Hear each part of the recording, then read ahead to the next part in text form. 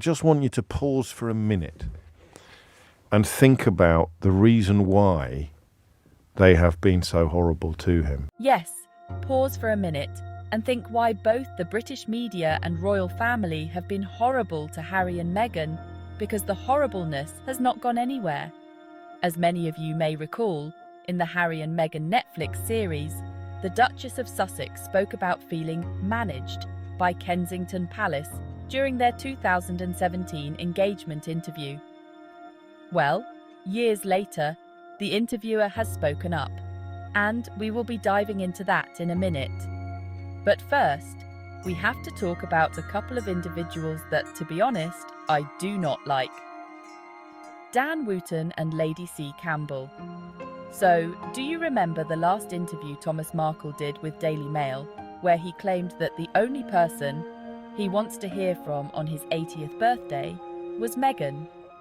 Okay, we know there was nothing genuine about that interview.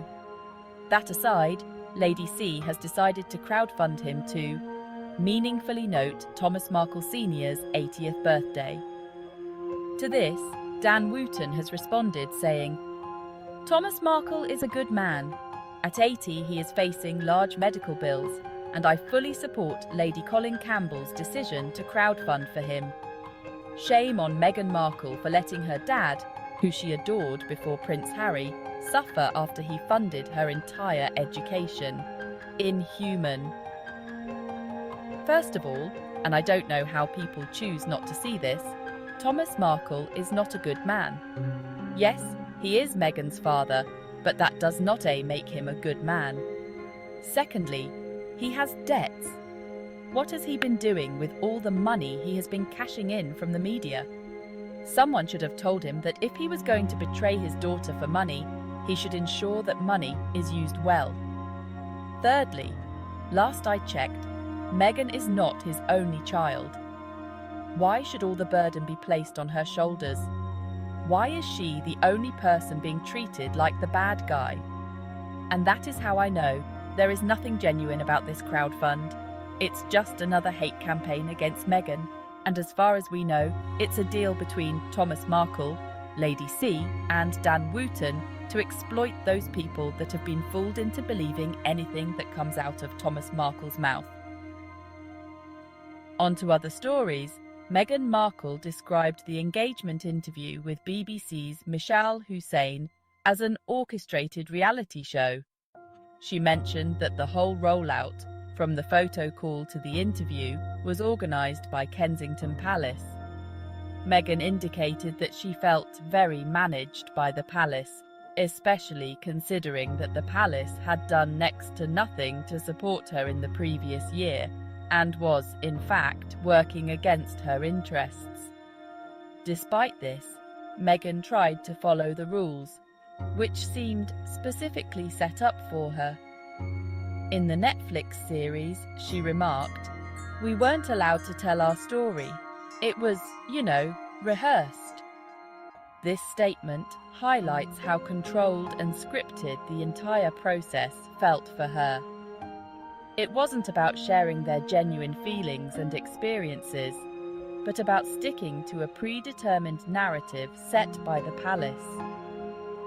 And now, years later, Michelle Hussein, the journalist who conducted the engagement interview, has responded to Meghan's comments.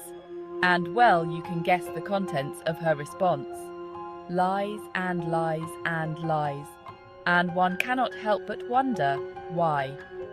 James O'Brien put it well a while back. He said, Compassionate humanitarian opinions that the right-wing media has successfully squeezed out of the public space almost completely. So someone with a big platform comes along and speaks up in favour of decency, humanity and compassion. It makes them feel ashamed and ugly and disgusting, and so they're desperate to silence him. Harry's that times 10. So you take that, times it by 10, because he is bringing the fight to their doorstep. And I do believe that an awful lot of the treatment that he's received over the last few years has been designed to try to persuade him to stop. I know that he believes this, to bully him into silence. If you think what you've been through so far is bad, you better just take a look at this. Oh, and by the way, nice wife you've got there. Be a shame if something happened to her. The Netflix series provided a platform for Meghan and Harry to call out the indecency in the British media and the royal family. Harry and Meghan were calling for compassion, humanity, and authenticity in the way these institutions operated. And that's why the response by Mishal Hussain, the journalist who conducted Harry and Meghan's engagement interview, is unbelievable. According to a report, Hussain was bewildered by Meghan's criticism. She suggested that both Harry and Meghan seemed to have thought through what they would say about their future plans. Hussain added, "There was nothing that pointed to what would happen. It was two people who were full of joy in each other and life." What this journalist forgets is that it wasn't about her, but about the palace. The palace essentially wrote a script for Meghan and Harry. Meghan felt that she had to stick to certain talking points, and this level of control was frustrating for her. And this same palace is still lying, claiming that Meghan said that Hussain wasn't empathetic enough or wasn't warm enough, and that she preferred her fellow American Oprah Winfrey to have been selected for the job. These are nothing but blatant fabrications aimed at discrediting Meghan. And the fact that Mishal Hussain, the journalist, is still pushing the narrative that Meghan was lying might as well mean that she was in it all along. Honestly, she should be ashamed of herself. It's astonishing that years later, these lies persist. British journalists, columnists, and even the royal establishment seem obsessed with Meghan. It's like she lives rent-free in their heads, constantly being dragged into controversies that should have been laid to rest years ago. The lies these people tell, and the lies they're still telling, are beyond comprehension. In conclusion, today's stories have just proven to us how hard it is for members of the British media to accept the truth.